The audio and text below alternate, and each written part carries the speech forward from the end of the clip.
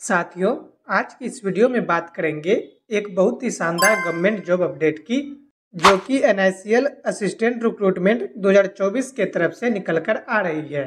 NICL यानी कि national insurance company limited, जो कि भारत सरकार के ही अंतर्गत आने वाली पब्लिक सेक्टर की एक बहुत बड़ी इंश्योरेंस कंपनी है।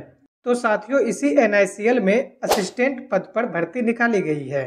यह भर्ती ऑल इंडिया के मेल और फीमेल कैंडिडेट दोनों के लिए निकाली गई है। तो आगे वीडियो में इसी भर्ती के बारे में पूरी डिटेल में बात करेंगे, जिसमें नंबर ऑफ पोस्ट सभी स्टेट वाइज, साथ ही इम्पोर्टेंट डेट्स की बात करेंगे और इसका ऑनलाइन फॉर्म कब से स्टार्ट हो रही है, लास्ट डेट कब तक है, एग्जाम कब होगा, एग्जाम का प्रोसेस क्या होगा, इसके बारे में भी डिस्कस करेंगे और इसका एग्जाम पैटर्न तथा सिलेक्शन प्रोसेस क्या रहने वाला है तथा एलिजिबिलिटी क्राइटेरिया की भी बात करेंगे और साथ ही age limit, minimum education qualification, salary तथा जॉब प्रोफाइल की भी बात करेंगे। तो दोस्तों, ये पूरी डिटेल वीडियो होने वाली है NICL असिस्टेंट रिक्रूटमेंट 2024 को लेकर के।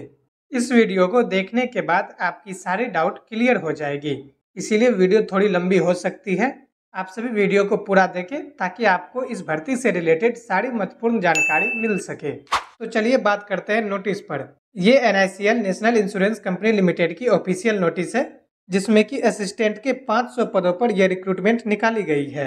यदि इन टोटल 500 सीटों को स्टेट वाइज देखें कि कौन से राज्य और यूनियन टेरिटरी में कितनी सीटों पर भर्ती निकाली गई है, तो आप यहाँ देख सकते हैं कि टोटल 34 राज्य और यूनियन टेरिटरी में यह भर्ती निकाली गई है, जिसमें से आंध्र प्रदेश में टोटल 21 सीट पर भर्ती निकाली गई है।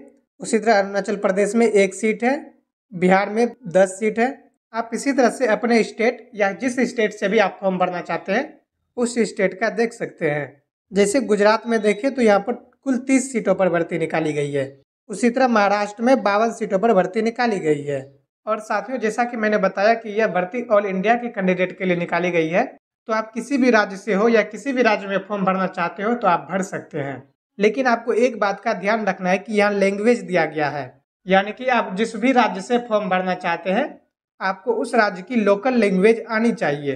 जैसे मान लिया जाए कि आप बिहार से हैं और बिहार का लोकल लैंग्वेज हिंदी है, तो आपको हिंदी तो आती ही होगी। परंतु आप बिहार से हैं और फॉर्म गुजरात से भरना चाहते हैं, तो गुजरात की लोकल लैंग्वेज देखिए क्या है, गुजराती। तो आपको गुजराती भी आनी चाहिए, तभी आप गुजरात से फॉर्म भर सकते हैं। आप चाहे किसी भी राज्य से आवेदन दें, लेकिन आपको उस राज्य की लैंग्वेज आनी चाहिए। जैसे मान लिया जाए कि कोई महाराष्ट्र से फॉर्म भरना चाहते हैं, तो उनको महाराष्ट्र की लोकल लैंग्वेज मराठी आनी चाहिए।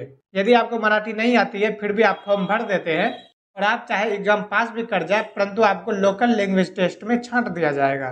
तो इसी तरह से आप सभी राज्य का लोकल लैंग्वेज तथा सीट देख सकते हैं कि कौन से राज्य में कितने सीट पर भर्ती निकाली गई है। अब बात कर लेते हैं इम्पोर्टेंट डेट्स की। तो साथियों, आपको बता दें कि इसका फॉर्म भरना 24 अक्टूबर से ही स्टार्ट हो गया है। यहाँ आप देख सकते हैं कि ऑनलाइन रजिस्ट्रेशन कमेंस फ्रॉम 24 अक्टूबर और इसके रजिस्ट्रेशन का लास्ट डेट 11 नवंबर तक ही है। तो आप 11 नवंबर से पहले फॉर्म भर दें और आप अपना पेमेंट भी 24 अक्टूबर से 11 नवंबर के बीच में कभी भी कर सकते हैं। अब एग्जाम डेट की बात करें तो साथियों, आपको बता दें कि इसका एग्जाम 2 फेज में होगा, फेज 1 और फेज 2। तो फेज 1 का एग्जाम 30 नवंबर को लिया जाएगा और फेज 2 का एग्जाम यह 28 दिसंबर को लिया जाएगा। तो आप समझ सकते हैं कि इसका सिलेक्शन प्रोसेस कितनी फास्ट होने वाली है, क्योंकि 11 नवंबर को फॉर्म भरने का लास्ट डेट है और फिर 30 नवंबर को एग्जाम ले लिया जाएगा फेज 1 का, और उसी तरह 28 दिसंबर को फेज 2 का एग्जाम ले लिया जाएगा। और कॉल लेटर यानी एडमिट कार्ड की बात करें तो जब एडमिट कार्ड डाउनलोड होना स्टार्ट होगा तो उसकी सूचना आपको इसी चैनल पर मिल जाएगी। दोस्तों, अब एलिजिबिलिटी क्राइटेरिया की बात करें तो एलिजिबिलिटी क्राइटेरिया में आप इंडियन या नेपाली या भूटानी होने चाहिए। और इसके एज लिमिट की बात करें तो इसका मिनिमम एज 21 साल और मैक्सिमम एज 30 साल होनी चाहिए। और यह जो एज काउंट होगी यह 1 अक्टूबर 2024 के पहले तक की काउंट होगी, यानी कि 1 अक्टूबर 2024 तक आपकी एज 21 से 30 साल के बीच में होनी चाहिए। यह कैंडिडेट का जन्म 2 अक्टूबर 1994 के बाद और 1 अक्टूबर 2003 के पहले होनी चाहिए, यानी कि आपका डेट ऑफ बर्थ 2 अक्टूबर 1994 से 1 अक्टूबर 2003 के बीच होनी चाहिए, तभी आप इस फॉर्म को भर सकते हैं। आगे एज में रिलैक्सेशन भी दिया गया है। SC ST के लिए 5 साल, OBC के लिए 3 साल, दिव्यांगजनों के लिए 10 साल एज रिलैक्सेशन दिया गया है। अब इसके एजुकेशन क्वालिफिकेशन की बात करें, इसका मिनिमम क्वालिफिकेशन यह है कि आप ग्रेजुएशन पास होनी चाहिए। चाहे आप बीए किए हो या बीएससी किए हो या बीकॉम किए हो या बीबीए या बीसीए कुछ भी किए हो, आपको ग्रेजुएशन पास होनी चाहिए और वह 1 अक्टूबर 2024 तक हो जानी चाहिए ग्रेजुएशन। और साथ में आपको लोकल लैंग्वेज तो आने ही चाहिए जिस भी राज्य से आप फॉर्म भरेंगे। अब बात कर लेते हैं इसके एग्जाम पैटर्न, सिलेक्शन प्रोसेस तथा एग्जाम के सिलेबस की। तो साथियों, इसका जो मेन एग्जाम है वह 2 फेज में होने वाली है, फेज 1 और फेज 2। फेज 1 जो होगी वह प्रीलिम्स एग्जाम होगी और यह ऑनलाइन लिया जाएगा। फेज 1 का एग्जाम क्वालिफाइंग होने वाली है, इसको सिर्फ क्वालिफाई करना है। और जो फेज 2 का एग्जाम होगा या मेंस एग्जाम होगा, यह भी ऑनलाइन होगी और इसी एग्जाम से आपका मेरिट बनेगा। आप फेज 2 में जितने मार्क्स करेंगे उतना आपके लिए अच्छा होगा। तो सिलेक्शन प्रोसेस वही होने वाली है कि पहले आपको प्रीलिम्स एग्जाम देनी होगी, उसके बाद मेंस एग्जाम। यदि आप प्रीलिम्स एग्जाम को क्वालिफाई करेंगे तभी आप मेंस एग्जाम दे पाएंगे और फिर मेंस एग्जाम में क्वालिफाइड स्टूडेंट को आगे शॉर्टलिस्टेड किया जाएगा और फिर शॉर्टलिस्टेड कैंडिडेट को आगे लोकल लैंग्वेज टेस्ट देना होगा। ये थी सिलेक्शन प्रोसेस की। अब बात कर लेते हैं फेज 1 का एग्जाम सिलेबस का। फेज 1 का एग्जाम कुल 100 मार्क्स का होगा और इसके लिए टाइम कुल 60 मिनट दिया जाएगा।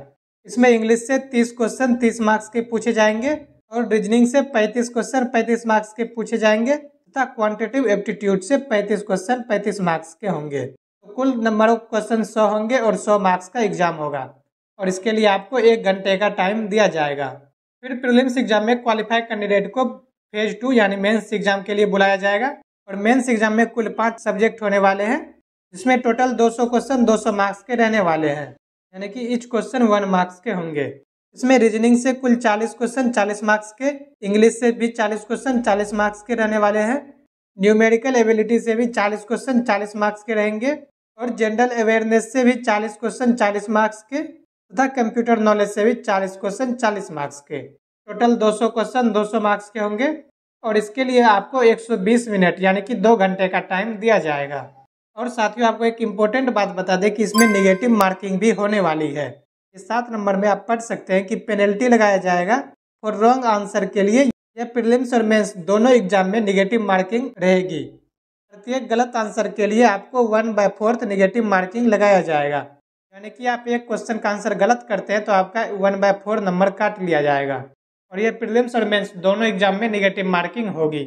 अब साथियों, इसके जो प्रोफाइल की बात करें तो ये असिस्टेंट के पोस्ट पर भर्ती निकाली गई है। तो इसमें आपका बिल्कुल ऑफिस वाला काम होने वाला है। आप ऑफिस में असिस्टेंट का काम करेंगे, बिल्कुल ही ऑफिस अटेंडेंट वर्क है, कोई फील्ड वर्क नहीं किया जाएगा इसमें। और इसके इन हैंड सैलरी की बात करें तो आपकी कुल 35 से 40 हज़ार इन हैंड सैलरी होने वाली है। साथियों, आई होप आप इस NICL की भर्ती के बारे में पूरी जानकारी प्राप्त कर लिए होंगे। यदि फिर भी कोई डाउट रह जाती है तो आप हमें कमेंट करके पूछ सकते हैं। इससे ही गवर्नमेंट जॉब अपडेट पाने के लिए चैनल को सब्सक्राइब कर लें।